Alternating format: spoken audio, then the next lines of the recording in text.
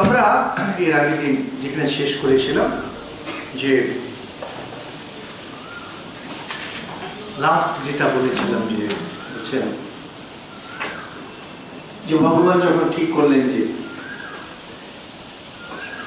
লীলার জন্য অবতরিত হবেন পৃথিবীতে, তখন বসুদেবের দ্বারা আদিত হয়ে তিনি দেবকীর মধ্যে আশ্রয় নিলেন। আর বলছেন যে সর্বাত্মকম আত্মভূতম, যিনি সবকিছুর যিনি আত্মা, সবকিছু যিনি আধার। আত্মা শব্দ যারা প্রথম শুনছেন, আপনাদের অনেকগুলো পপুলার আইডিয়া হবে। আত্মা মানে হচ্ছে শরীরের ভিতরে একটা কিছু জল জল জল জল করছে, জ্যোতি রূপ, তাই তো নাকি? ওটা আর পপুলার আইডিয়া কি গো, তাই তো? জল জল করছে, মরার পর ওটা বেরিয়ে যায়, বেরিয়ে গিয়ে এখানে সেখানে যায়। আর আবার যারা গীতা টুকটাক একটু শুনেছেন তাদের মনে হবে ওই জিনিসটাই হলো অমর অজর, ওকে পড়ানো যাবে না, কোন রকম যদি বার করতে পারেন পড়ানো যাবে না। তাহলে আপনি কে? আপনি কোনটা? ওটা যদি আপনার থেকে বার করে নিচ্ছে তাহলে আপনি কে? দাঁড়ান, তড়পড় করে বলবেন না। যেটা প্রশ্ন করছি আগে প্রশ্নটা বুঝুন, তারপরে প্রশ্নটার উত্তর দিন।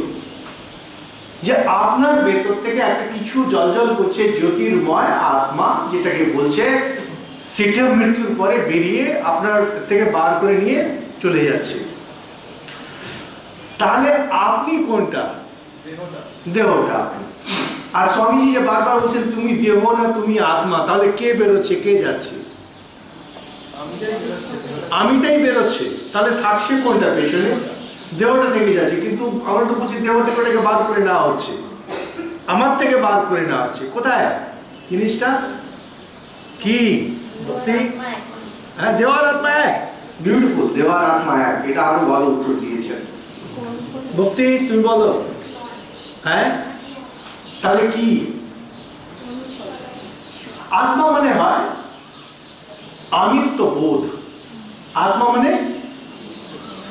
যারা একেবারে নতুন শুনছে এটা ভালো করে বুঝুন, নাহলে কোনোদিন এই ভাগবত বুঝতে পারবেন না। আত্মা মানে হয় সবসময় আত্মা। আমার বলি কি, এটা আমার আত্মীয়। আত্মীয় মানে আমার, আত্মা মানে আমি। আপনার আমিত্বটা কোথায়? আরে আমিত্ব কোথাও তো হবে। যখন বাচ্চা ছিলেন আপনারা তখনও বলতেন আমার মনে কষ্ট লাগছে, আমার ভালো লাগছে। আর একটু বড় হয়েছেন, আমি এই হলাম। যারা পুরুষ মানুষ তাদের দাড়ি মুখ বেরিয়েছে, চাকরি করছেন, বিয়ে তা সন্তান হয়েছে, আমি আমি আমি আমি আমি আমি আমি ভাবতে থেকে যাচ্ছে। একটা বাচ্চা ছেলে, তার একটা আমির বোধ আছে। একেবারেই যে শিশু 2 দিন 3 দিনের, তার আমিত্বের বোধ সেইভাবে থাকে না, কিন্তু তার কিছু ক্ষুধা পিপাসা এই বোধটা থাকে। দিয়ে যখন ধীরে ধীরে ধীরে ধীরে আমিত্ব বোধটা আসতে শুরু হয়, তখন বুঝে যে আমি, সে আমিকে যেভাবে সেই দেখুক তাতে কিছু আসে যায় না। সে দেহ রূপে দেখতে পারে নিজেকে, যারা রচনা আদি করে নিজেকে বুদ্ধি রূপে, মন রূপে দেখেন। যারা যেটাকে খুব ভালোবাসে সেটাকে আত্মা রূপে। আত্মা মানে আমি, এটা চলে গেলে আমি কিন্তু মরে যাব। আমরা বলি না, তুমি যদি এটা নিয়ে নাও আমি মরে যাব। যাকে ভালোবাসেন আপনি, বিশেষ করে কম বয়সে, বলে তুমি যদি আমাকে ছেড়ো আমি কিন্তু মরে যাব। তার মানে তোমাকে আমি এতটাই ভালোবাসি যে তুমি আমি। সুফি কবিতাতে, সুফি কবিতা খুব নাম করা সব আছে। স্বামীজি একটা কোট করছেন যে প্রেমী এসেছে দরজায়, নক করছে, জিজ্ঞেস করছে ভেতর থেকে তুমি কে? তো বলছে আমি। আমি কে? আমি। দরজা খুললো নাকি? আবার কে? আমি। খুলছেন। কে? আমি। খুলছেন। শেষে বলছে কে? বলছে তুমি। তখন দরজাটা খুলে গেল। এই যে আমিত্বের বোধ, কোথাও একটা আমিত্বের বোধ আছে, আমি। কিন্তু ভালোবাসা যখন ম্যাসিভ, খুব ইন্টেন্স হয়ে যায়, খুব ইন্টেন্স হয়ে যায়, যাকে ভালোবাসছে তার সঙ্গে সে এক হয়ে যাচ্ছে, তখন আমি তুমি ভেদ এটা আর থাকে না। বর্তমান ছেলে মেয়েগুলোর এটা ভালো। সকালে একজনকে বলে তোমার ছাড়া থাকতে পারবো না, বিকেলে আরেককে বলে তোমার সঙ্গে থাকতে পারবো। বিয়ে আরেকজনের সঙ্গে করে, ডিভোর্স আরেকজনের জন্য করে, তারপরে থাকে আরেকজনের সঙ্গে। কোথায় ওদের আত্মাটাকে খুঁজে আর পাওয়া যাবে না, মানে বহিরাত্মা। এই যে আমিত্ব বোধ, এই অর্থে যখন বহির জগতে আপনি দেখছেন আমিত্বের বোধ, এটা হচ্ছে ক্রুডেস্ট, এটা হচ্ছে মোস্ট ক্রুড। মানে একবারে এটা হচ্ছে আপনি বলতে পারেন অনার্য, ওয়া একবারে অতি প্রাকৃত। সেখান থেকে আসে শুধু আমি, দেহ। সেখান থেকে আরো যখন যায় মন। আমি খুব সংক্ষেপে এবার বলছি। সচরাচর মানুষ নিজেকে, আমিকে এই তিনটের মধ্যে গুড়গুড় গুড়গুড় গুড়গুড় গুড়গুড় করতে থাকে। যাকে ভালোবাসে সেখানে মানুষ নিজের দেহকে সবচেয়ে বেশি ভালোবাসে। আর আমরা যেটাকে ভালোবাসি চাই যে সবাই সেটাকে ভালোবাসুক। যেমন ধরুন একজন মা, তার সন্তান হয়েছে, তাকে খুব স্নেহ করে, তার যত পরিচিত তাকে সবাইকে নিয়ে দেখে, আচ্ছা বাচ্চাটা কেমন বলুন তো। তিনি চাইছেন আমি যাকে ভালোবাসি তুমিও সেটাকে ভালোবাসবে, আমি যেটাকে অ্যাডমায়ার করি তুমিও সেটাকে অ্যাডমায়ার করবে। কারণ আমার আত্মা, আত্মা আমার সবচেয়ে প্রিয়। আমার যেটা প্রিয় সেটা তোমারও প্রিয় হতে হবে। কিন্তু সেখানে একটা সেন্স অফ পজিটিভনেস থাকে। সেই জন্য দেখবেন যারা ছেলে মেয়ে এরা না, যে জায়গাটা নিজেকে মনে করে চায় যে সবাই ওই জিনিসটাকে অ্যাডমায়ার করবে। যেমন একটা ছেলে, তার হয়তো খেলার গুণ আছে কি কিছু আছে, সে চায় সবাই তাকে মানুষ জানুক। একটা মেয়ে সৌন্দর্য চায় যে সবাই তাকে মানুষ জানুক। এটা পছন্দ করবে না যে তাকে কেউ ছুঁয়ে দিক, সেটা আলাদা জিনিস। কিন্তু ওই সেন্স, সে এটা, এই যে আমি, এই আমিত্ব বোধটাকে বলে আত্মা। এখন সারা বিশ্বে, সারা জগতে যতজন আছে তাদের নিজের দেহের মধ্যেই আত্মভাব, আত্মাবোধ থাকে। এটা থেকে বেরোনো যায় না, অসম্ভব। যদি কেউ খুব জপ ধ্যান করেন, জপ ধ্যান করেন, জপ ধ্যান করেন, তপস্যা করেন, তখন দেখতে পায় যে না, এই শরীরের ভেতরে, এই হৃদয় গুহার মধ্যে চৈতন্য জ্যোতি আছে। তখন মনে করছে আমি সেটা, তিনি তখন এটা বুঝতে পারেন। আর ওখান থেকে যখন আরেক ধাপ এগোন, তখন দেখেন ওই আত্মজ্যোতি, যেটা জ্যোতি স্বরূপ বলা, জ্যোতি মানে এই আলো না, ওটা চৈতন্য জ্যোতির মতো, সেটাই বাকি সব কিছুতে আসে। তারপরে দেখেন যে সেটাই আছে, যেন সমুদ্র আর তার ঢেউ। এই যে চৈতন্য জ্যোতি যেটাকে নিজের ভেতরে দেখেছেন, পরে অপরের মধ্যেও দেখেছেন, আর শেষমেশ দেখছেন বিশ্ব ব্রহ্মাণ্ড জুড়ে ওটাই আছে। বাকি সবকিছু ঢেউয়ের মতো উঠছে, ঢেউয়ের মতো যাচ্ছে। এগুলো উপমা না, এগুলো কবির কল্পনা না, এটাই বাস্তব। আমাদের পক্ষে এগুলো ধারণা করা অসম্ভব। তাহলে দেহটা কি আত্মা? দেহটা কি আত্মা? হ্যাঁ, ডেফিনেটলি। কেন আত্মা হবে না? নির্ভর করছে আপনি আপনার বোধটা সেখানে আছে কিনা। আপনার মন, আপনার বুদ্ধি, এটা কি আত্মা? অবশ্যই, যদি আপনার বোধ সেটাতেই থাকে। কিন্তু ঋষিরা বলছেন তুমি যদি নিজেকে মনে করো আমি এই, তাহলে কিন্তু কেঁদে মরবে সারা জীবন। কারণ দেহের সুখ দুঃখ, দেহের কষ্ট, দেহের মৃত্যু, আর তুমি বাস্তবে কিন্তু তা নও। তুমি তার সঙ্গে নিজেকে জুড়ে নিয়েছো বলে তুমি মনে করছো আমি সেটা। তুমি কোনো মতেই কোনো অবস্থাতেই সেটা নও। তাহলে আমি যেটা মনে করছি সেটা কি ভুল? কখনো না। ভুল কেন হতে যাবে? সমুদ্রের ঢেউ, ঢেউটা কখনো সমুদ্র থেকে আলাদা হয় না। কিন্তু ঢেউয়ের তুলনায় সমুদ্রের যে সত্যতা অনেক বেশি। কারণ ঢেউ এই থাকবে, এই থাকবে না, এই আছে, এই নেই। সমুদ্র থাকবে। তাহলে যিনি চৈতন্য, তাকে আপনি ভগবান বলুন, ব্রহ্ম বলুন, আত্মা বলুন, যাই বলুন, ওটা থাকবে। কিন্তু তার উপরে দেহ আর মন, এই যে নৃত্য ক্রীড়া, এটা হতে থাকবে। তো দেহ সেটাও তো ওই আত্মার উপরে নর্তন করছে। আমি তো বোধ সেটাতে আছে, তাতে দোষের কিছু নেই। কিন্তু একটা বিরাট দোষের যেটা হয় সেটা হচ্ছে এই আত্মা, দেহ কখনো কারোর আধার হয় না। হয় মায়ের যে দেহ, মা, তার দেহটা নিজের শিশুর আধার হয়, ঠিক সেখানেই শেষ। আর যতদিন তার মায়ের দুধের অপেক্ষায় আছে ততদিন আধার, তারপরেই শেষ। কিন্তু যিনি ভগবান, যিনি সচ্চিদানন্দ, যিনি আত্মা, তিনি সমস্ত বিশ্ব ব্রহ্মাণ্ডের পার্মানেন্ট আধার। এই যে ঢেউগুলো জন্ম সেখানেই নিচ্ছে, অবসান সেখানেই করছে, তার লয় সেখানেই হচ্ছে, পার্মানেন্ট আধার। আর ওই সচ্চিদানন্দ যিনি, তিনি আবার হৃদয়ের ভেতরে অন্তর্যামী রূপে, জ্যোতি রূপে, ধ্যানের অবস্থায় যোগীরা সেটাকে দেখতে পান। সেই জন্য ভগবান শ্রীকৃষ্ণ বা বিষ্ণু, তিনি তার দুটো রূপ। একটা বলছেন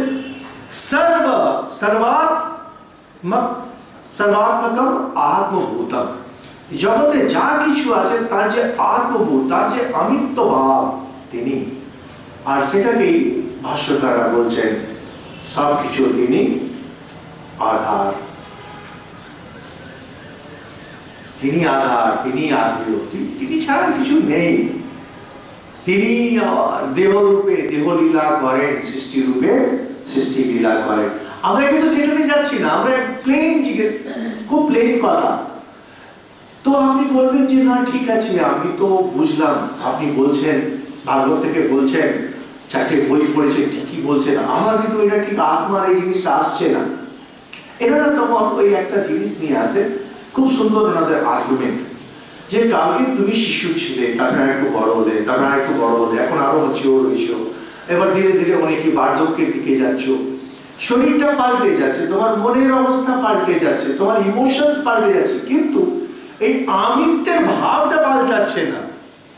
তার মানে কিছু একটা এমন আছে যেটা পার্মানেন্ট থাকছে, যার উপরে এটা নর্তন হচ্ছে। যখন এইটাকে নিয়ে বিচার করা হয়, কন্টেমপ্লেশন যখন হয়, ধ্যান যখন করা হয়, তখন ধীরে ধীরে ধীরে ধীরে পরিষ্কার হয় যে সৎ একটা জিনিস কিছু আছে, সেটা পার্মানেন্ট। তারপরে বাকি জিনিসগুলো অসৎ রূপে উঠছে।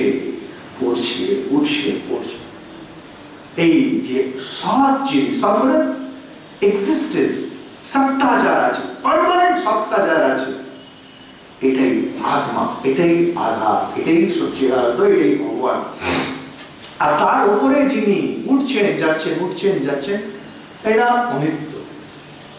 এগুলো কিচ্ছু নেই, একটু যদি বিচার করা হয় না, এমনি মনে হয় বাবা কি না কি বলছে, নাথিং, খুব সিম্পল জিনিস। একটু যদি শান্তভাবে খালি ভাবেন, একটু যদি জাস্ট ভাবেন যে কি বলছিলেন এই জায়গাটা, তো যদি একটু বিচার করেন তখন দেখবেন যে তাই তো, জিনিসটা তো ঠিকই, আমিত্বের একটা বোধ আছে। ওই আমিত্বটা, যে এই যে আমিত্ব, এটা হচ্ছে সৎ, এটা পার্মানেন্ট। তার উপরে তো বলছেন ভগবান যিনি, তিনি সব কিছু। এখন বলছেন যে তিনি হচ্ছেন যে সেই ভগবান যিনি সবাইকে আনন্দ দেন, তিনি কাষ্ঠা, তিনি সবকিছুর আধার। এবার তিনি কি করছেন, সা দেব কি সর্ব জগন নিবাস, নিবাস ভূতা নিতরাম না রেজে। এটা বোধহয় এর আগে দিন একটু শুরু করেছিলাম, যে সেই ভগবান যিনি সমস্ত সৃষ্টি, সমস্ত জগতের যিনি আধার, তিনি এবার আশ্রিত হয়েছেন দেবকীর গর্ভে। এটা কিছুতেই, যে এমনি একটা কথা বলি, আপনারা ক্লাস শুনতে আসছেন, নিষ্ঠা করে আসছেন, অনেক দূর দূর থেকে আসছেন, অনেকের হয়তো একটু ইচ্ছে আছে যে একটু শুনি ভাগবত, বলে নাকি ভাগবত শুনলে কর্ণশুদ্ধি হয়, হ্যাঁ, মরার পরে ভগবানের বিষ্ণু লোকে নাকি যায়, কত সহজ, হ্যাঁ, স্বর্গে ঢুকে যাওয়া। আগেকার দিনে কত যজ্ঞ জাগ করতে হতো। হ্যাঁ, তো যারা জানতে চান ধর্ম কি, অধ্যাত্ম কি, যদি নিজের মনটাকে একটু দিতে চান এগুলোতে না, কথামৃত রোজ এক পাতা দু পাতা পড়বেন, সারাটা জীবন পড়বেন। মানে এই যে ঠিক আছে, এই ক্লাসে, ইউনিভার্সিটি ক্লাসে এসছেন, 1000-1500 টাকা ফিস ভরেছেন, একটা কিছু শিখুন। ভাগবত আদি তো শেখা এত কম সময় তো সম্ভব না, একটা জিনিস শিখে নিন, কথামৃত একটা কিনুন, সে যেখানকারই হোক, যে দামি হোক, সেটাকে পড়ুন। আর নিয়ম করে রোজ এক পাতা দু পাতা, এক পাতা দু পাতা, দেখবেন তাতে আপনার ধর্ম সাধন হবে, সত্যিকারের খুব জোর ধর্ম সাধন হবে। ঠাকুর কথামৃতে বারবার বলছেন যে যে ঈশ্বর অবতার হয়ে আসেন, এটা বোঝা খুব মুশকিল। যিনি অখণ্ড সচ্চিদানন্দ, তিনি 3.5 হাতের মানুষ হয়ে আসবেন, এটা বোঝা অসম্ভব।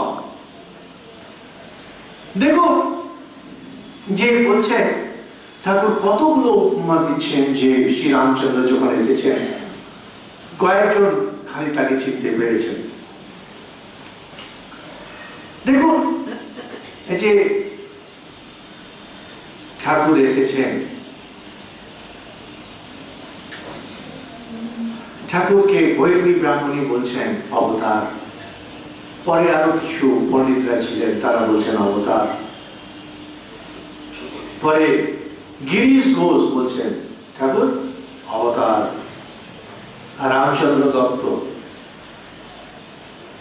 তিনি ওই কাপড় গাছের ওনার ছিল ওই জায়গাটা বাগান বাড়ি, তিনি বলছেন ঠাকুর অবতার। ঠাকুর বলছেন যে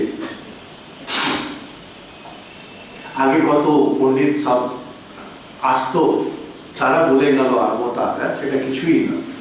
এখন আমাকে অবতার বলে, তার মধ্যে একজন থিয়েটারই করে আর একজন ডাক্তারই করে, হোমিওপ্যাথি ডাক্তার ছিলেন রামচন্দ্র। মানে টন্ট করছেন ঠাকুর। বক্তব্য হচ্ছে তোমার বোঝার কোনো ক্ষমতা আছে? অবতার তত্ত্ব বোঝার ক্ষমতা আছে? এইভাবে উড়িয়ে দিচ্ছেন কাকে না, তৎকালীন গিরিশচন্দ্র ঘোষ আর রামচন্দ্র। আর কিছুদিন পরে গিরিশচন্দ্র ঘোষ আর ডক্টর সরকার ওই জায়গাটা আছেন, ঠাকুরের সামনে গিরিশচন্দ্র ঘোষ বলছেন আমি প্রমাণিত করবো যে কৃষ্ণ অবতার, নলে নিজে জীব কেটে ফেলে দেব। ঠাকুর বিরক্ত হয়ে বলছেন ওগুলো কিছু না, মানে এগুলো যেগুলো বলছো ফালতু কথা বলছো, বন্ধ করো।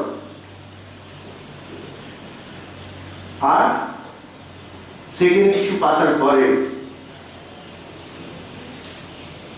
ডক্টর মহেন্দ্রলাল সরকার, খুব নাম করা ডাক্তার, তিনি ঠাকুরকে বলছেন একটা কথা কাটাকাটিতে, আমার কথা শোনো। ঠাকুর রেগে মেগে, খুব সম্মান করে রেগে মেগে বলছে, তোমার কথা আমি কি শুনবো, তুমি কামী, লোভী, অহংকারী। হয়ে গেল, এতদিন যেটা ঠাকুর একটা বিল্ড করেছেন, একটা ভদ্র ব্যবহার, এক কথায় উড়ে গেছে। দেখুন, একদিকে হচ্ছে মহেন্দ্র সরকার। আচ্ছা আচ্ছা, মহেন্দ্র সরকারকে কে মনে রেখেছে বলুন? কথা বলতে যদি নাম না আসতো, কিন্তু নিজের সময় বাবা কি খ্যাতি প্রাপ্ত ডাক্তার। গিরিশ ঘোষের তাও গিরিশ মঞ্চ, আর এই গিরিশ কয়েকটা বই লিখে গেছেন আছে। একদিকে রয়েছে গিরিশ ঘোষ আর আরেকদিকে রয়েছে মহেন্দ্রলাল সরকার। মহেন্দ্রলাল সরকার বলছে অবতার টবতার কিছু না, উড়িয়ে দিচ্ছে। ঠাকুর চুমুকলো কিছু না, মানে তুমি কামি, লোভী, অহংকারী, তোমার কথা কি শুনবো। অন্যদিকে রয়েছে গিরিশ ঘোষ, কোনো কিছু না। আমি আপনি যদি একটা লাইন টানা হয় মহেন্দ্রলাল সরকার থেকে শুরু করে গিরিশ ঘোষ অবধি, আমরা এই লাইনে কোথাও একটা দাঁড়িয়ে আছি, নাস্তিক আর আস্তিক ভাবে, দুটোর মধ্যে কোনোটারই দাম নেই। যদি আপনি বলেন আমি ভগবান মানি না, অবতার মানি না, আপনি পুরোপুরি চলে গেলেন মহেন্দ্র সরকারের গর্তে। আর যদি বলেন আমি পুরো অবতার মানি, ঠাকুর অবতার, তাহলে আপনি ঢুকে গেলেন গিরিশ ঘোষের গর্তে। এর বাইরে আর কিছু না। এখন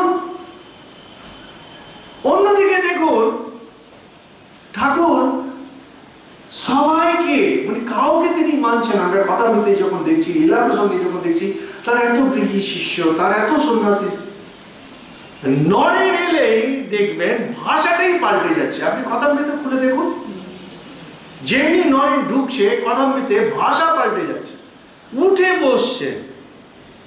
এতদিনে একজনকে পাচ্ছেন, ও এত তার শিষ্য, সেই রাজা মহারাজ আছেন, শশী মহারাজ আছেন, হরি মহারাজ আছেন, কিন্তু উঠে বসছে।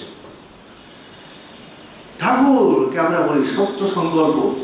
বলছেন বাচ্চা পায়নি, কিন্তু বলেছেন বাচ্চা যাবে তো গাড়ি নিয়ে, এখন জাওতলা যাবে।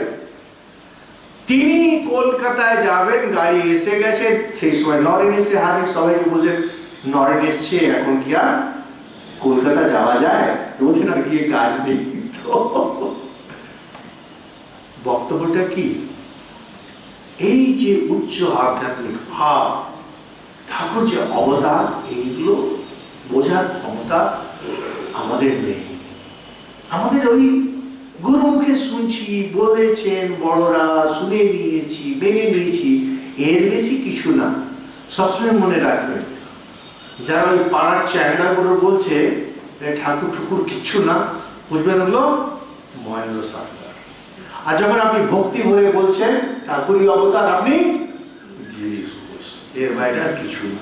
আপনাদের এই আরো 4টে ক্লাস আমার করলে আপনার শ্রদ্ধা ভক্তি সব উড়ে যাবে, নিজের উপরে কনফিডেন্স উড়ে যাবে। ওই জন্য আমার ক্লাসে সহজে কেউ ভর্তি হতে চায় না, কি আর বলবো, কিন্তু এটাই ফ্যাক্ট। এটা কি এখন যিনি অখণ্ড, অনন্ত, নিত্য, সর্বব্যাপী, তিনি নাকি এখন দেবকীর গর্ভে ঢুকেছেন। হ্যাঁ, যিনি এই পৃথিবীকে ধারণ করে আছেন, তিনি এবার পৃথিবীকে আশ্রয় করে, এই আশ্রয় কল্পনাই করা যায় না। তখন কি হয়েছে বলছেন যে ভোজেন্দ্র দেহে অগ্নিশিখে বরুদ্ধা সরস্বতী জ্ঞান খলে যথা সতী। বলছেন যে যেমন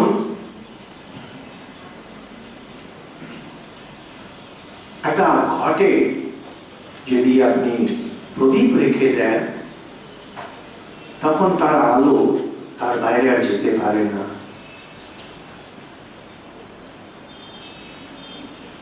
ঠিক সেই রকম ভগবানের মায়া এমন যে দেবকীর ভেতরে এই যে ভগবানের প্রকাশ, সেটা ঢাকা পড়ে গেল যে কিরকম, তো শব্দটা বলছেন সরস্বতী জ্ঞান খলে যথা যথা সতী। বলছেন এখানে একটা শব্দ নিচ্ছেন, এটা হচ্ছে 19 নম্বর শ্লোকে, 18 আর 19 খুব ইম্পর্টেন্ট। দশম স্কন্ধের 2য় অধ্যায় 18 আর 19 শ্লোক। এখানে অবতারের আসার ঠিক আগের অবস্থা বর্ণনা করছেন কি না, দেবকীর গর্ভে ভগবান এসে গেছেন, কিন্তু সেটা বহিঃপ্রকাশ কিচ্ছু নেই। কিরকম, যেমন একটা ঘটের মধ্যে যদি দীপ রেখে দেওয়া হয় তার আলো বাইরে যায় না। যিনি জ্ঞান খল, শব্দ হচ্ছে জ্ঞান খল, তার যে সরস্বতী, তার যে জ্ঞান বাইরের লোকে জানতে পারে না। জ্ঞান খল, খল মানে হয় দুষ্ট, কিন্তু খল ওটাকে যদি আপনি লম্বা করে বিস্তার করে অর্থটা যদি নেওয়া হয়, তার মানে যিনি ঢেকে নেন, তার মানে যার শুভ জিনিস যেটা সেটা ঢাকা, তাকে আমরা বলি খল, দুষ্ট। জ্ঞান খল মানে হচ্ছে যিনি নিজের জ্ঞানকে ঢেকে দিয়েছেন। তো জ্ঞান খল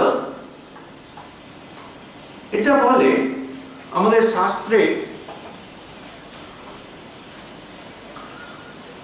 বেশিরভাগ জায়গায় জ্ঞান খলের নিন্দা করা হয়েছে। ইনফ্যাক্ট শিব পুরাণে একজন আছে, তার অনেক বিদ্যা বুদ্ধি জ্ঞান, সে অপরকে জানতেও দেয় না, সেই জন্য ভগবান তাকে অভিশাপ দিয়ে দিয়েছে। স্বামীজি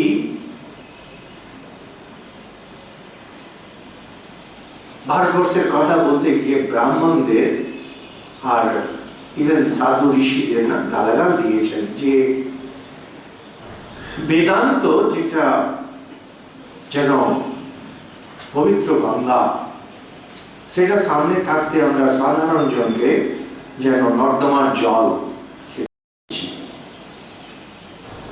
তো তখন উনি স্বামীজি যদি লেকচার সব পড়া ভালো করে পড়েন, তখন মনে হবে যেন ভারতের এই সমস্যাটা চিরদিন ছিল জ্ঞান খালা, নিজের জ্ঞানটাকে ঢেকে নিচ্ছে। যার জ্ঞান আছে সে কিছুতেই আর প্রকাশ করবে না। স্বামীজি পুরোপুরি তার বিরুদ্ধে ছিলেন। এমনকি স্বামীজি মঠে বললেন যে যারা ঠাকুরের সন্তান শিষ্যরা যারা আছেন তাদেরকে ঠাকুর অনেক কিছু বলেছেন ব্যক্তিগতভাবে, সেইগুলোকে একত্র করে একসঙ্গে যেন এটা রাখা, না এটা হারিয়ে যাবে। বিদ্যা মানে কি হয় যে সমাজ নিজের খেটে খেটে খেটে খেটে খেটে জায়গায় নিয়ে গেছে। দুদিন আগে আমার একজনের সঙ্গে কথা ছিল, তো তিনি বলছেন যে এই যে আপনি বেদান্ত বলছেন, হিন্দু ধর্মের কথা বলছেন, এত জানার কি আছে? কি আছে এত জানার? আরে আমি জানি আমি ভালো মানুষ, আমি জানি আমাকে ভালো থাকতে হবে, আমি জানি মন্দিরে প্রণাম করতে হবে, ভক্তি হয়ে গেল, তার এর বেশি কিসের দরকার? এই যে আপনি বই লিখছেন, আর্টিকেল লিখছেন, লোকের বেদান্ত বলতে চাইছেন, আমরা কিছু বুঝতে পারি না, কিছু না, তো কি দরকারটা কি?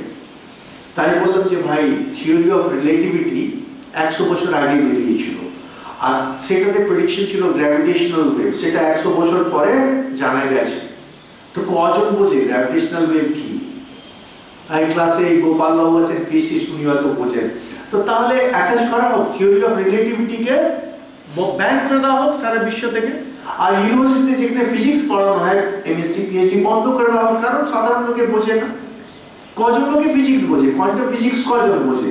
থিওরি অফ রিলেটিভিটি কজন বোঝে? সারা বিশ্বের পপুলেশন যদি নেন, তাহলে বন্ধ করে দিন সবটাই। যত ইউনিভার্সিটি আছে বড় বড় বন্ধ করে দিন, ফিজিক্স বন্ধ করে দিন পড়ানো, আর বিশেষ করে কোয়ান্টাম ফিজিক্স আদি ফিজিক্সটাও বোঝে না, বন্ধই করে দিন। এভাবে হয় না। এগুলো হচ্ছে মানুষের যে মন, হিউম্যান অ্যাচিভমেন্ট, তার হাইয়েস্ট অ্যাচিভমেন্ট, উচ্চতম। যেমন আমরা বর্তমানকালে আজ পর্যন্ত theory of relativity, quantum physics, এগুলো হচ্ছে ফিজিক্সের উচ্চতম। যখন আপনি বায়োলজিতে যান, জেনেটিক্স উচ্চতম। এটাকে যদি আপাতত কোনো কাজে না লাগে, তাও শুধু এই বিদ্যাটাকে ধরে রাখার জন্য আমাদেরকে অনেক গুড মাইন্ডসকে ওখানে লাগিয়ে রাখতে হবে, তুমি থাকো এটাকে ধরে রাখো। ঠিক তেমনি বেদান্ত হচ্ছে সমস্ত মানব জাতির যে ধর্ম আর অধ্যাত্ম, এই বিদ্যার শ্রেষ্ঠতম উপলব্ধি। এইখানে কিছু লোককে লাগিয়ে রাখতে হবে, তোমার প্রাণ যাক যাক এই বিদ্যাটাকে ধরে রাখো, নাহলে হারিয়ে যাবে। পরে কোনদিন কেউ আসবে যে যার ব্রেন উপযুক্ত হবে, সেটাকে কাজে লাগাবে। যদি আজকে ভারত বা সংসার যদি মূর্খের দল হয়, তার মধ্যে এই না যে কোনদিন কোনো বিজ্ঞ পুরুষ আসবে না। এখন যারা এই টুকলি করে পাস করে পিএইচডি ডিগ্রি কলকাতা ইউনিভার্সিটি থেকে নিচ্ছে, তার মানে এই না যে ভারতে কোনদিন ফিজিসিস্ট আসবে না। এখন চারজন টুকলি করে পাস করছে, কোনো রকম পড়াশোনা করছে না, আর ওই অমুক সার্টিফিকেট তমুক সার্টিফিকেট নিয়ে পাস করছে, আর তার মধ্যে এই না যে বিদ্যাটাকে আমি মেরে ফেলবো। এটাকে ধরে রাখতে হয়। তো স্বামীজি এটার এই জ্ঞান খাল জিনিসটার বিরুদ্ধে ছিলেন।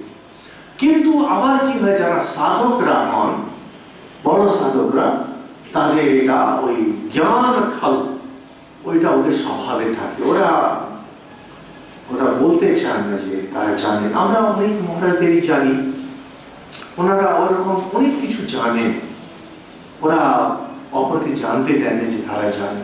এটা একটা বিরাট লড়াই যে জ্ঞান খাল হওয়া সাধনার জন্য ভালো না সাধনার জন্য খারাপ। এমনি আমরা যেটা এতদিনে বুঝেছি, সাধনার জন্য সত্যি জ্ঞান খাল হওয়াটা, মানে জ্ঞান খাল হওয়াটা ভালো। কারণ কি হয়, যদি বিদ্যা আপনার জানা হয়ে যায়, পাঁচজন লোকে আসবে, ডিস্টার্ব করবে, সে করবে, আপনি সাধনাতে এগোতে পারবেন না। কিন্তু সিদ্ধির একটা অবস্থা হয়ে গেলে ওই একটাইতে জানিয়ে দিতে হয়, নাহলে বিদ্যাটা হারিয়ে যায়। তো জ্ঞান খাল জিনিসটা রয়ে তো বলছেন যে দেবকীর তুলনা করছেন জ্ঞান খাল থেকে।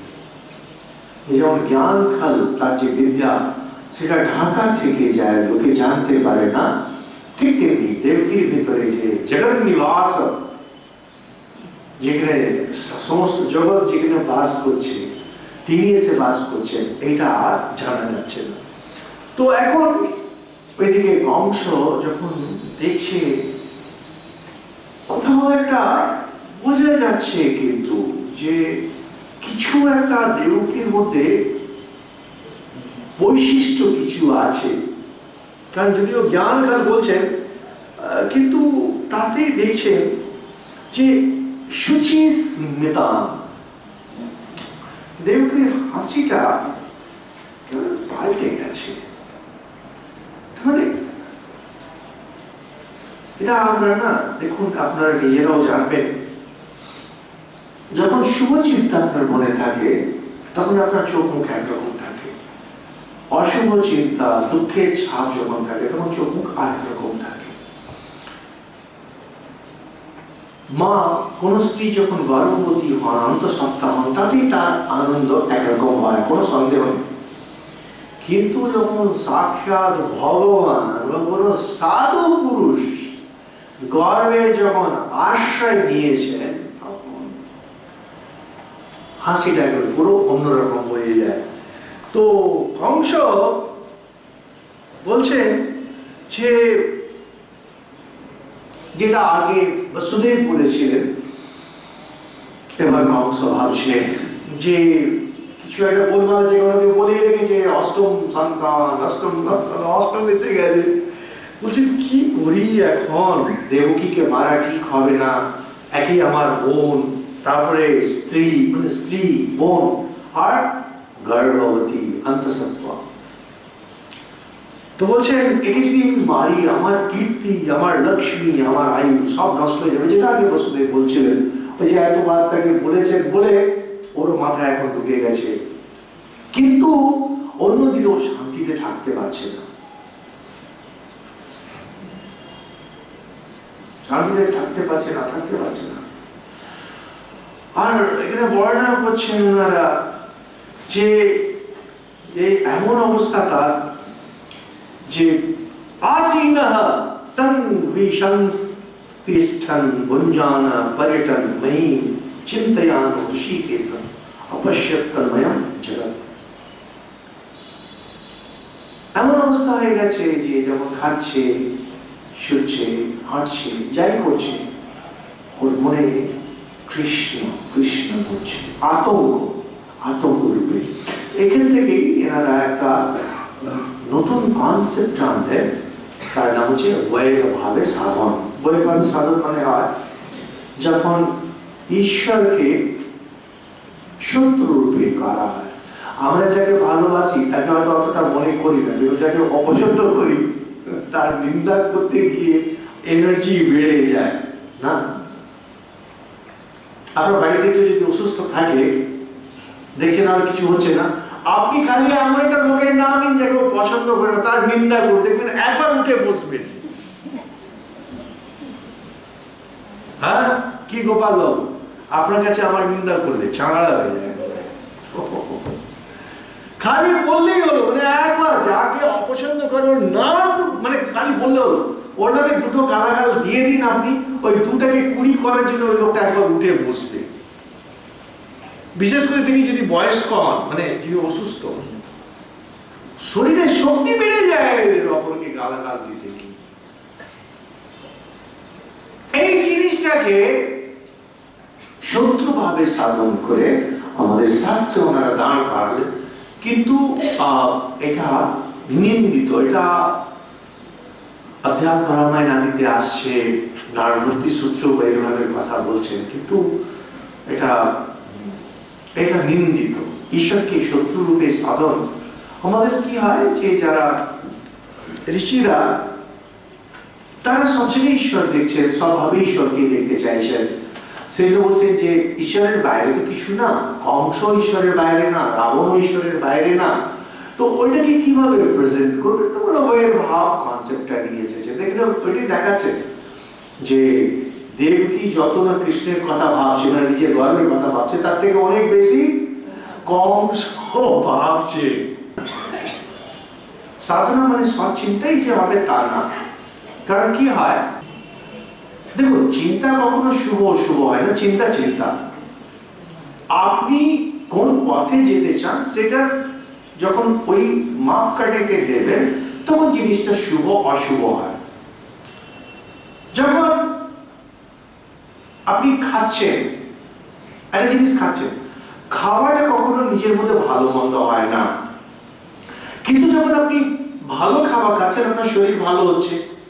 আর লোকেরা বিষও তো খায়। তো জীবনের দিক থেকে যখন দেখবে তখন বিষ খাওয়া খারাপ, মৃত্যুর দিক থেকে যদি দেখেন তাহলে বিষ খাওয়াটা ভালো। তার মানে আপনি আপনার উদ্দেশ্য কি, সেটাতে ভালো মন্দ সৎ অসৎ ডিফাইন হয়। সাধনা মানে হচ্ছে চিন্তা।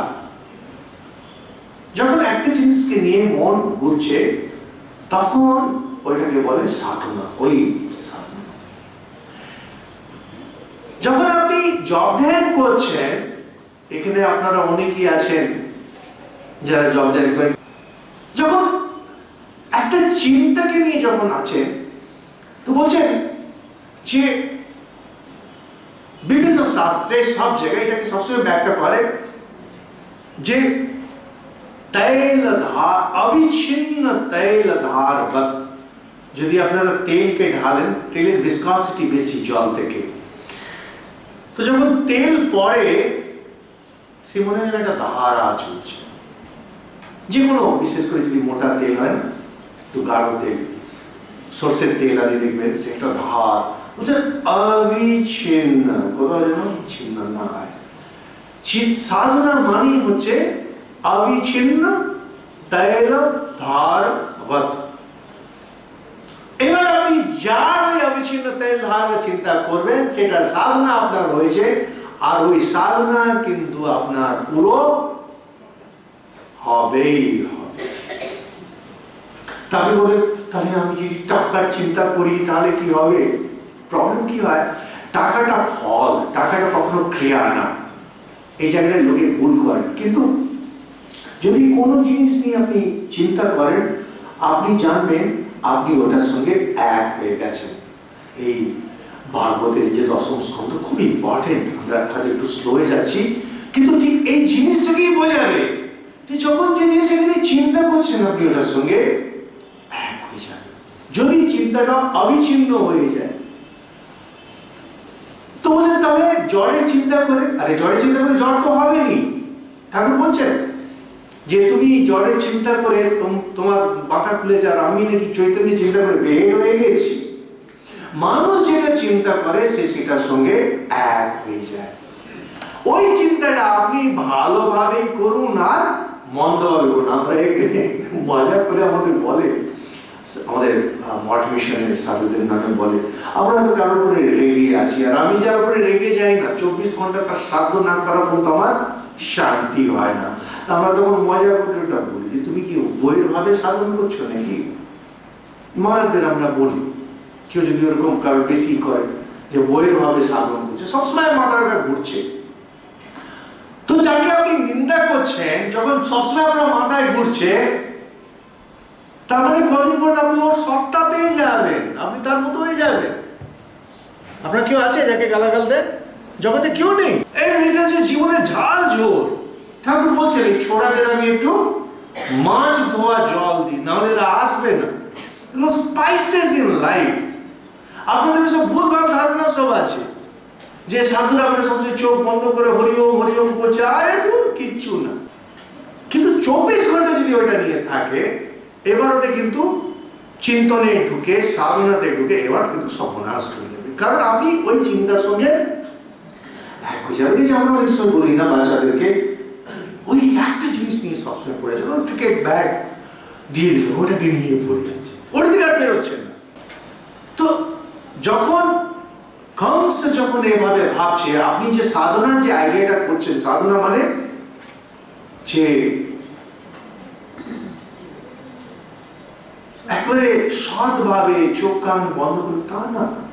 কারণ ওই চিন্তায় টাকা দেখবেন কথার মধ্যে শেষের দিকে এক জায়গায় আছে, পরে অন্যান্য জায়গায় মেনশন করছেন, স্বামীজি আর সন্তানেরা ঠাকুরকে নিয়ে হাসি মজার নকল করছেন। একজন বলছেন ভক্ত যে এটা ঠাকুরের নামে করছেন, এটা ভালো না।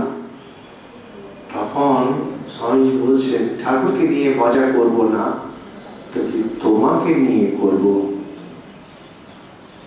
মানে বড়দের নকল করতে নেই, যারা নকল হয়ে অর্থে করছেন না। আমরা যখন একটু এগোবো দেখবো কিভাবে গোপীদের সঙ্গে যখন রাসলীলা করেছেন, গোপীরা কিভাবে কৃষ্ণের নকল করছে, ভালোবাসার নকল। বাচ্চা ছেলে যখন বাবার নকল করে, ওকে তাকে ইনসাল্ট করার জন্য করে না, তার মতো হতে চাইছে। ভেঙানো আর তার মতো নকল করা দুটোতে ডিফারেন্স আছে। ভেঙানো হয় যখন আমরা ইনসাল্ট করতে চাই, আর এপিং নকল, এপিং এপিং মানে হয় বানর যেরকম নকল করে না, নকলটা করা হয় মানে আমি আপনাকে সম্মান দিচ্ছি। তো এখানে এই টপিকটা সাধনা নিয়ে যেটা আপনারা নিয়ে নিয়েছেন, যখন ওই চিন্তাতে যখন ঘুরছে, মনটা ধীরে ধীরে ধীরে কৃষ্ণময় হয়ে যাচ্ছে। তো ওখানে বলছেন ঋষিকেশম অপশ্যত তন্ময়ম জগৎ, বলছেন যে সারাটা জগৎ কৃষ্ণময় দেখছে। কিন্তু এটাই তো সাধকদেরও হয়, সাধকরা তো কৃষ্ণময় জগৎ দেখে। আমাদের কি, আমাদের একটা জেনারেল পারসেপশন কিছু কিছু আছে যে সাধনা মানে এভাবে হবে, যতেন মানে না এভাবে হবে না। ওর একমাত্র লক্ষ্য সাধনার হচ্ছে মনটাকে একটা আলম্বন দিয়ে ওইটাতে বসে যাওয়া। সেখানে ঠাকুর বলছেন সতীর যে পতির উপরে টান, হ্যাঁ, মায়ের শিশুর উপরে টান, বিষয়ের উপরে টান, এই তিনটে টান যখন বেড়ে, বক্তব্যটা হলো যে আপনার যে চিন্তাধারা থট প্রসেস পুরোপুরি ওখানে সেন্টার। ওটা কিভাবে এসেছে দেখবেন, আমরা একটু স্লো যাচ্ছি, কিন্তু দেখবেন পরে ওখানে একটা আলোচনা করবেন গোপীদের নিয়ে। বলছেন এই গোপীগুলো যারা নিরক্ষর, কোন স্পিরিচুয়াল ভাব নেই, শুধু কাম ভাবে শ্রীকৃষ্ণের চিন্তা করেছে, তারাই যোগী হয়ে গেল, তারাই আত্মজ্ঞানী হয়ে গেল, শুধু ইন্টেন্সিটি জুড়ে। সেই জন্য নানান রকমের ভক্তির কথা বলছেন, আমরা পরে ক্লাস করব বিভিন্ন রকমের ভক্তি। তো ওখানে বৈরাগ সাধন জিনিসটা ভালো না, কিন্তু আমরা পুরোপুরি যে তাকে উড়িয়ে দিই না, তা না। বলুন আরো কিছু। হ্যাঁ ঠিক আছে, যদি না তাকে বলি তো বলছেন তখন ভগবান যখন এসেছে, দেখবেন আমাদের লীলা প্রসঙ্গে শরৎ মহারাজ বর্ণনা করছেন কিভাবে যখন ঠাকুর মায়ের গর্ভে আছেন, কিভাবে বিভিন্ন দেবতারা বিভিন্ন ভাবে আসছেন আর চন্দ্রামণি দিব্য দর্শন হচ্ছে, সেগুলো দেখছেন।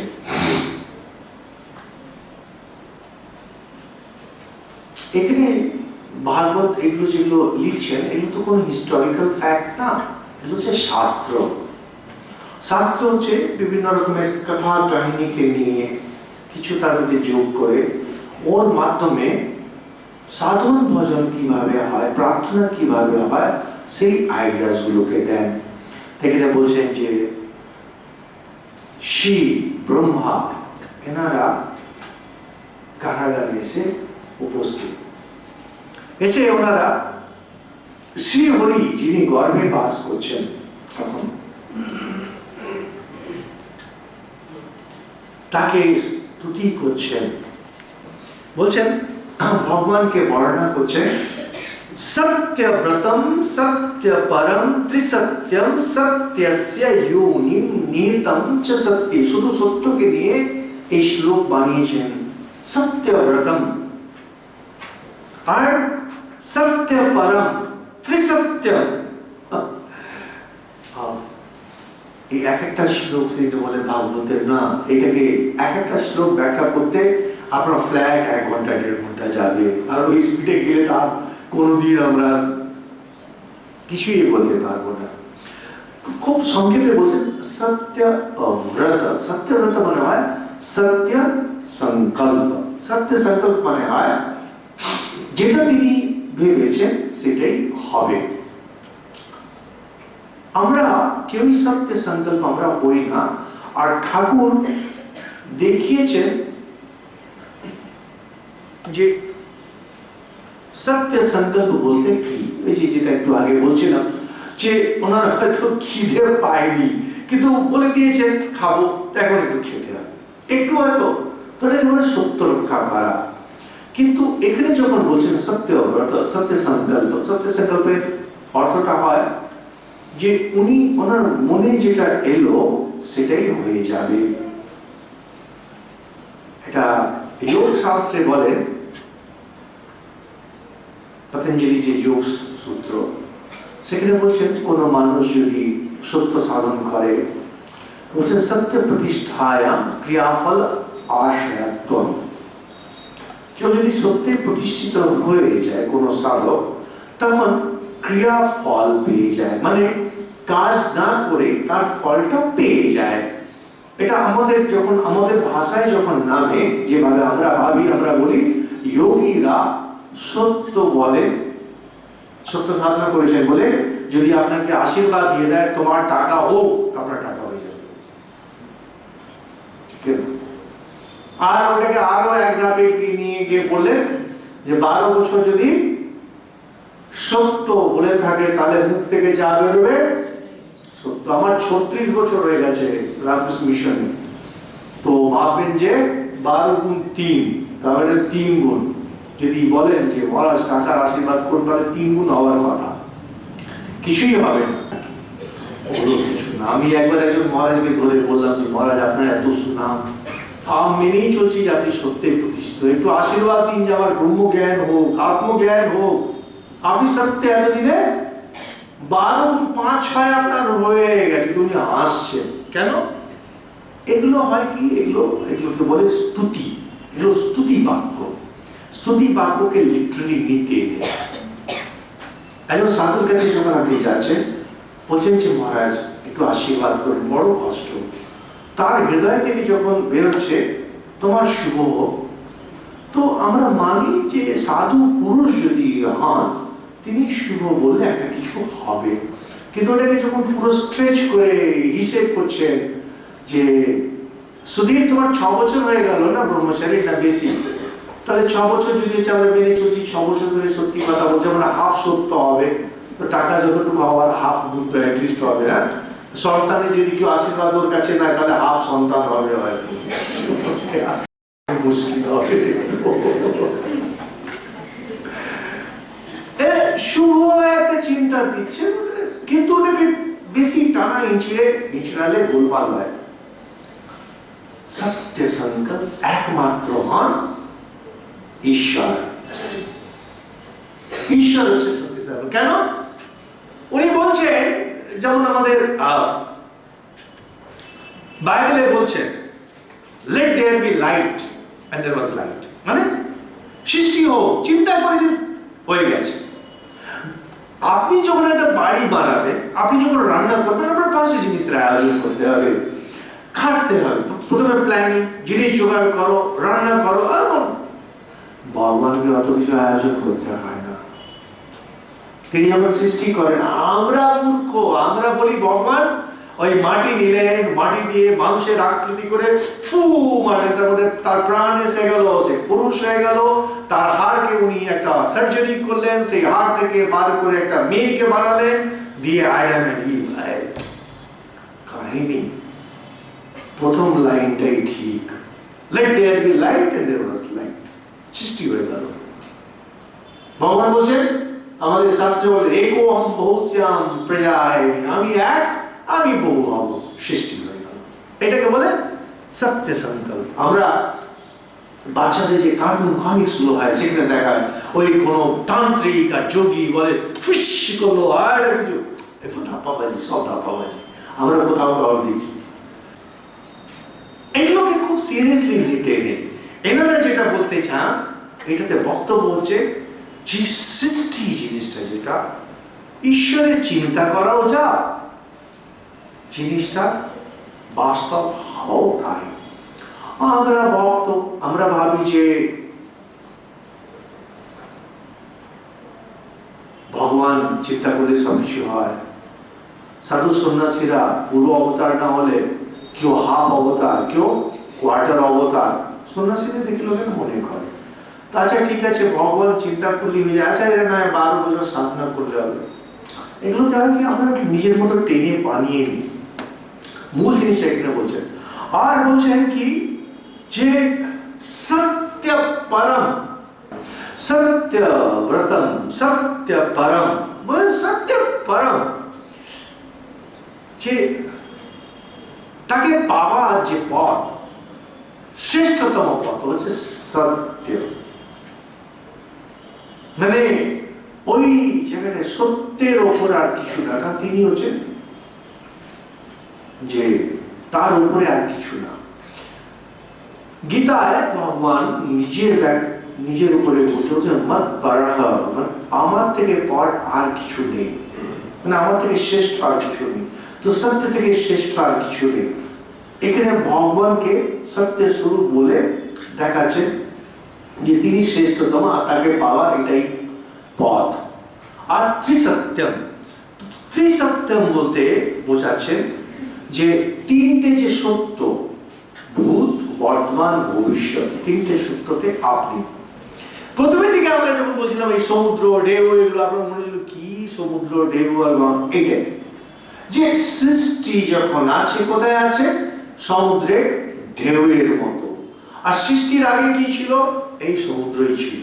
সৃষ্টি যখন লয় হয়ে যাবে, ঢেউয়ে যখন লয় হয়ে যাবে, তখন কি হবে? এই সমুদ্রটাই থাকবে। ভগবান ত্রিসত্যম, ভূতকালেও ছিলেন, বর্তমানেও আছে, ভবিষ্যতেও থাকবে। ওনার থাকাও যা, ওনার জ্ঞানও তাই। ভগবান সেই গীতায় বলছেন, বেদাহম সম্তীতানি বর্তমানানি চার্জুন ভবিষ্যানি চ ভূতানি মাং তু বেদনা কশ্যন। হে অর্জুন, আমি ভূত জানি, বর্তমান জানি, ভবিষ্যৎ জানি, আমি সব কিছু জানি, আমাকে কেউ জানতে পারে না। ঈশ্বরের জানাও যা, ঈশ্বরের অস্তিত্ব, সত্তাও তাই, দুটোর মধ্যে কোনো ডিফারেন্স নেই। ক্লাসে অনেকবার আমরা আলোচনা করেছি, সত যা, চিত তাই। যে জিনিসটা আছে, সত্তাটাও যা, আর তার জ্ঞানটাও তাই, দুটোর মধ্যে আলাদা কিছু না। তো ভগবান ভূত বর্তমান ভবিষ্যৎকে জানেন, যেমন আপনি আপনার বর্তমানটাকে জানেন। মানুষ নিজের বর্তমানকে জানে আর লিমিটেড পাস্ট জানে, ফিউচার কিচ্ছু জানে না। ভগবান পুরো পাস্ট জানেন, পুরো ফিউচার জানেন, পুরো প্রেজেন্ট জানেন, আর সমস্ত এই যে সৃষ্টি পুরো জিনিসটাকে নিয়ে তিনি জানেন সেটা ভগবান সত্যম, যেটা উনি সংকল্প নেন সেটা হয়। তাকে পাওয়ার পথ হচ্ছে সত্য, তিনি হচ্ছে ত্রিসত্য, ত্রিকালে ত্রি অবস্থাতে তিনি সত্য। এই যে আমরা প্রতি ক্লাসে একটা স্টেজে আমরা আলোচনা করছিলাম যে জন্ম থেকে বাচ্চা হয়ে বড় হয়ে হয়ে আমি আমি আমিত্বের যে বোধটা দেখেছে, এই যে আমিত্বের বোধ, এটাই ভগবান।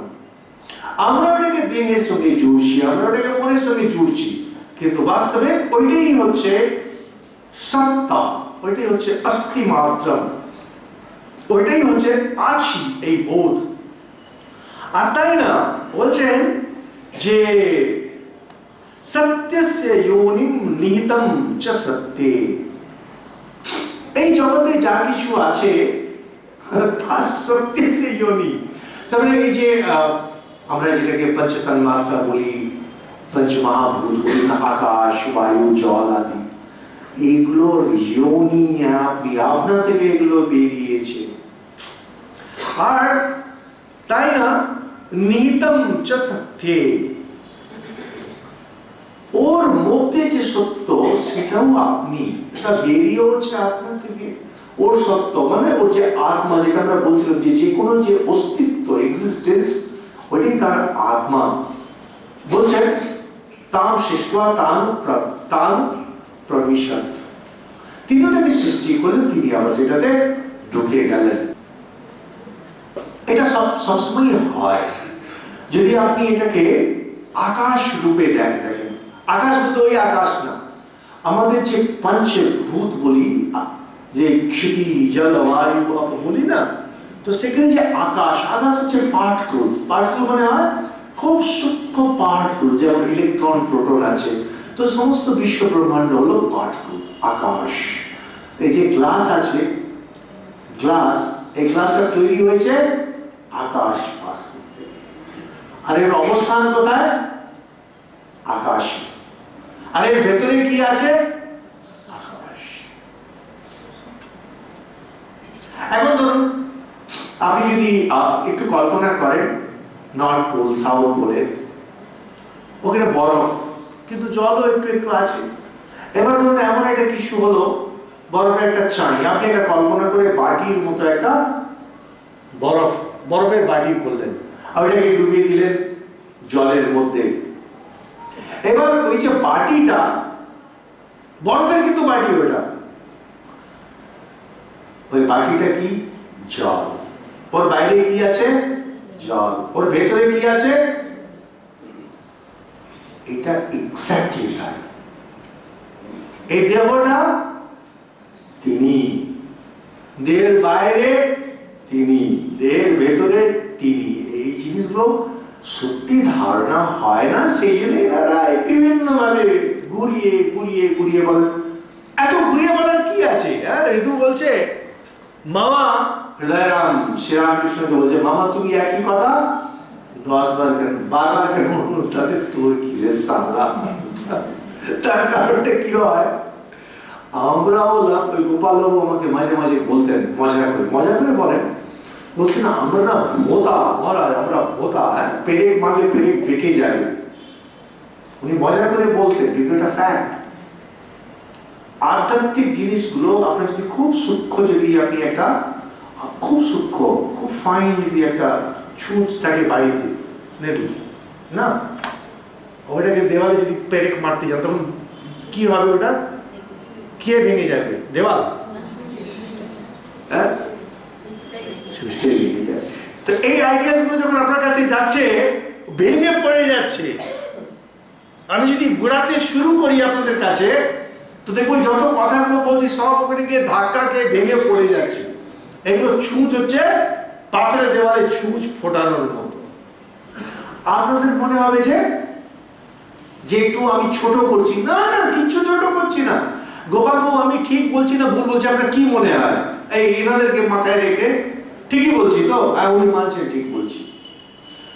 কি হয়, ওই করতে করতে করতে করতে এই যে দেখবেন যে বলে, আপনারা যারা গ্রাম দেশে থেকেছেন দেখবেন এই আগেকার দিনে কুয়ো হতো, কুয়োর পাড়ে যে পাথরগুলো ওখানে কলসিগুলো রাখতে রাখতে রাখতে রাখতে ওখানে একটা গর্ত হয়ে যায়।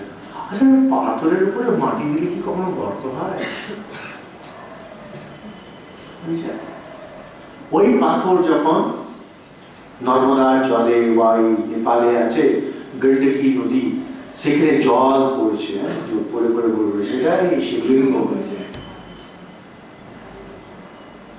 পাথরের উপরে জল পড়ে পড়ে সেটাই শিবলিঙ্গ, সেটারই পুজো। আর তার ওটা একটা পাথর। এই ধাক্কা খেতে খেতে ধাক্কা খেতে খেতে ধাক্কা খেতে খেতে একটা শিবলিঙ্গ যখন আসে, বা একটা যখন যে বিষ্ণু শিলা, শালগ্রাম শিলা যখন তৈরি হয়, তার উপরে কত জল বয়ে গেছে একটা কল্পনা করতে পারেন? হ্যাঁ, ফসিল এগুলো বলে ঠিকই, কিন্তু এই নর্মদাতে তো ফসিলেরও ব্যাপার নেই, পাথরের উপরে কত হাজার বছর জল বয়ে গেছে। তবে গিয়ে একটা, আচ্ছা ঠিক আছে, আপনি শিবলিঙ্গ বিষ্ণু শিলা ছেড়ে দিন, শিয়ার স্মুথনেস, একটা পাথরের যে শিয়ার স্মুথনেস, ওই যে চকচকে ভাব জলে কাটলে, তার মধ্যে কত জল গেছে, তখন ওইটাকে শেপ দিয়েছে। আমার আপনার ওই একই অবস্থা। যখন এই হাজার হাজার জন্মে না এই আধ্যাত্মিক জল বয়ে যাবে, তখন গিয়ে মনটা অঙ্কট অঙ্কট এগুলো স্মুথ হতে শুরু হয়। ঠাকুর মজা করে বছর গেছে দক্ষিণেশ্বর একজন এসে বলছে, মশাই আমাকে সমাধিটুকু শিখিয়ে দিন। সত্যি হ্যাঁ, ঠাকুর নাইলে আমরা জানতেও পারতাম না যে এত রকমের ক্যারেক্টার হয়, এত রকমের সমস্যা, এত রকমের প্রবলেম হয়। এগুলো, এই জিনিসগুলোকে এতভাবে কেন ঘুরিয়ে বলছেন? কারণ আমরা বুঝতে পারবো না। আচার্য শঙ্কর এক জায়গায় উপনিষদের ভাষ্যে তিনি বলছেন যে উত্তম শিষ্য তাকে একবার বলে দিলেই সে শিখে নেয়, আর মধ্যম শিষ্য তাকে অনেকভাবে ঘুরিয়ে ঘুরিয়ে বলতে হয়, আর অধম শিষ্য হ্যাঁ ও বিপরীত বোঝে, ও যেটা বললেন তার বিপরীত বোঝে। তা আমরা তাকে উত্তম শিষ্য না, আমাদের প্রবলেমটা। তা বলছেন সত্যস্য যোনিম নিহিতম চ সত্যে, তিনি বাইরে, তিনি ভেতরে, তিনি আবার এই যে পঞ্চমহাভূত গুলো যেগুলো রয়েছে এটা তিনি। আর তাই না, বলছেন যে সত্যস্য সত্যমৃত সত্য নেত্রম সত্যাত্মকম ত্বাম শরণম প্রপন্না। বলছেন এই জগতে যা কিছু আছে, এই জগতে আমরা দৃশ্যমান জগতে যেটা দেখছি আমরা, তার যে পরমার্থ সত্যস্য সত্যমৃত, যে কোনো জিনিস আমরা, এগুলো অ্যাকচুয়ালি ভাষ্য ছাড়া এগুলো বোঝা যায় না, সরাসরি শ্লোক দেখলে অর্থটা বুঝতে একটু অসুবিধা হয়। তো বলছেন যে যে কোনো বস্তু আমরা, যেমন ধরুন এই গ্লাস আমরা দেখছি, তো গ্লাসের একদিন জন্ম হয়েছে, এবার একটা টোকা মারলে ভেঙে শেষ হয়ে যাবে, তার মানে এটা ক্লাসের নশ্বর স্বরূপ, কিন্তু ক্লাসের একটা পরমার্থ স্বরূপ আছে। এর আগের দিন ওই ক্লাসের শেষে আমরা বলছিলাম যে কিভাবে ইজনেস, অস্তি ভাবটা থাকে, আর তার যে নাস্তি ভাবটা ওটা চলে যায়। তো বলছেন পরমার্থ সত্তা, পরমার্থতঃ ওটা কখনো পাল্টায় না, কিন্তু ব্যবহারিক রূপ এটা সবসময় পাল্টে যায়। যেমন গ্লাস, এর যে ব্যবহারিক রূপ হচ্ছে গ্লাস, কিন্তু যে পারমার্থিক রূপ তার হচ্ছে গ্লাস অ্যাজ সিলিকন, ওটা থাকবে। কিন্তু সিলিকন তারও যে পরমার্থ রূপ সেটা হচ্ছে ম্যাটার, থাকবে। ম্যাটারের যে পরমার্থ রূপ এনার্জি, ওটা থাকবে। কিন্তু এনার্জিরও যে পরমার্থ রূপ সেটা হচ্ছে চৈতন্য, বলছেন সেটা কোনো মতেই যাবে না। তো বলছেন সত্যস্য সত্যমৃত, সত্যের যে পরমার্থ সত্য সেটা আপনি। যে কোনো জিনিসকে আমরা যেটা দেখতে পাচ্ছি তার যে পরমার্থ সেটা আপনি। আর সত্য নেত্রম সত্যাত্মকম ত্বং বলছেন যে এমনকি যে আপনি হচ্ছেন যিনি বাণী, যে সত্য বাণী যেটা বেরোয়, মধুর বাণী যেটা বেরোয়, সেটা আপনার জন্যই বেরোয়। আর এই জগতে যা কিছু আছে সত্য স্বরূপ, সৎস্বরূপ, সৎস্বরূপ মানে বাস্তবিক যার সত্তা সেটা আপনি। এর আগে দিন ক্লাসে আমরা মেনশন করেছিলাম যে কিছু পপুলার টার্মস আছে, যেমন বন্দেয়া পুত্র, আকাশ, কুসুম, এগুলো শব্দ মাত্র, এগুলোতে ভগবান নেই। কিন্তু যে জিনিসটারই সত্তা আছে, সত্তা যেখানেই সত্তা, যে কোনো জিনিসের সত্তা বুঝবেন না করে ভগবান আছে। কারণ সত্তা, অস্তিত্ব যেটা, ইজনেস, এক্সিস্টেন্স, এটাই হচ্ছে ভগবান। যেটাই এক্সিস্টেন্স ওইটাই হচ্ছে চৈতন্য, যেটাই চৈতন্য সেটাই আনন্দ। যেখানেই আনন্দ বুঝবেন ভগবান। তো বলবেন যে তাহলে কি এই যে ফুচকা খেলে আর ঝালমুড়ি খেলে যে আনন্দ, ওইটা তো ভগবান আছে? ওইটা তো ভগবান আছে, ডিস্টর্টেড রূপে আছে। ডিস্টর্টেড, কারণ ওটা খেলে আপনার কালকে পেট খারাপ হবে, তার যে দুঃখ সেটাও কিন্তু ভগবানই, ওর মধ্যে কোনো সন্দেহই নেই। কিন্তু কে ওইটা চায়? তো বলছেন যে এমন আনন্দ খুঁজে যেটা ওঠা নামা করবে না।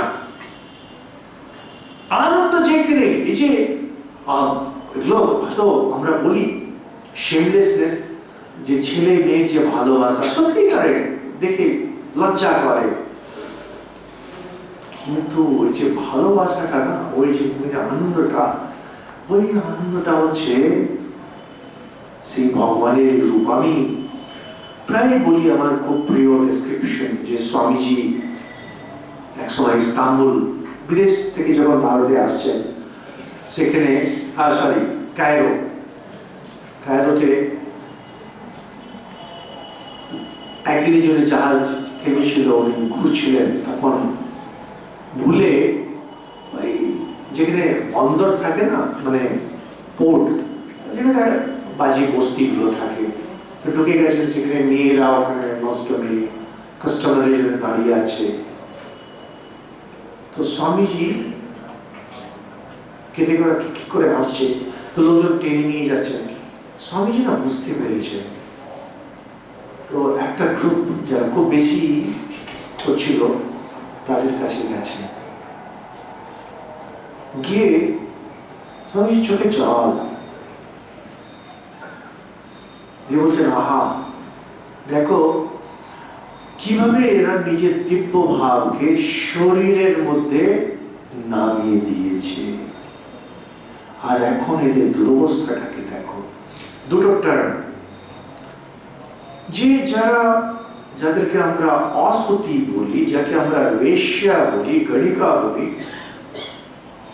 সেগুলো স্বামীজি কিন্তু ডিভাইন দেখছেন। ঠাকুর দেখতেন, যখন গেছেন ঠাকুরকে নিয়ে গেছেন, ডিভাইন দেখছেন। কিন্তু স্বামীজি কি বলছেন, এরা নিজের ডিভিনিটিকে কোথায় দেখছে? শরীরের মধ্যে। যে সেলফ, আত্মাকে নিয়ে কোথায় দেখছে? নিজের শরীরের মধ্যে। ফলে কি হয়েছে, তার যে দুর্গতি যেটা হয়, তার যে অবস্থা, দুরবস্থাটা হয়, সেটা আজকে দেখো। দেহে যদি আপনি আত্মাকে দেখছেন, কোনো দোষ নেই তাতে।